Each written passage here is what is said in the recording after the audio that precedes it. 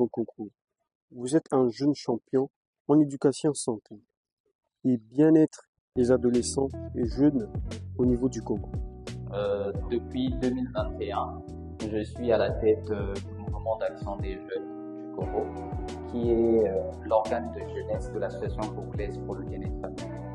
L'Association congolaise pour le bien-être familial est une association pionnière, comme tant d'autres, sur les questions de promotion du droit à la santé sexuelle et reproductive et même à l'accessibilité des services de santé sexuelle et reproductive.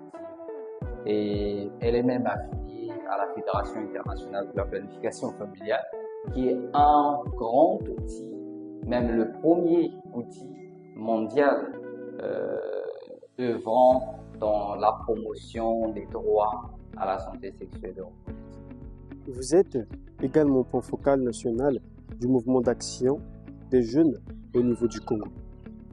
Oui, vous savez, il est quand même inquiétant de réaliser que malgré les multiples associations menant des interventions dans la lutte contre le VIH-Sida, les grossesses précoces, les grossesses non désirées, la non-accessibilité aux services de santé sexuelle et reproductive, le taux de prévalence, par exemple, du VIH ne cesse d'accroître exponentiellement.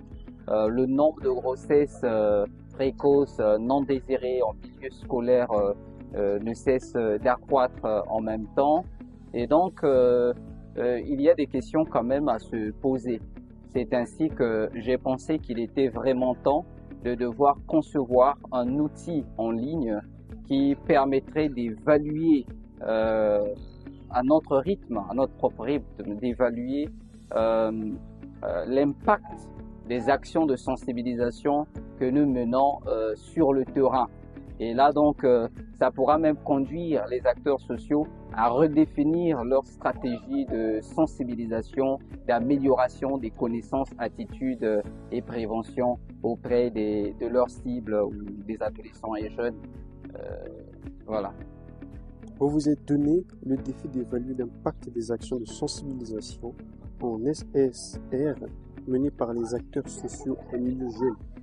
Pourquoi et comment vivez-vous cette expérience?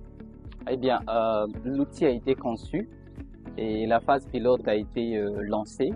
Nous avons choisi 3 pays, la République centrafricaine, la République tchadienne et puis la République du Congo-Brazzaville où je suis. Et nous sommes partis sur la base d'un échantillon de 1000. Voilà, de 1000. Et présentement où nous parlons, nous sommes dans l'analyse des données, en tout cas, et les résultats de cette enquête ou de cette étude que nous avons pour le moment réalisée sera publié officiellement et nous ferons de notre mieux pour que les années à venir, que ce soit beaucoup plus amélioré. Avez-vous déjà fait un pas dans la réalisation de ce projet?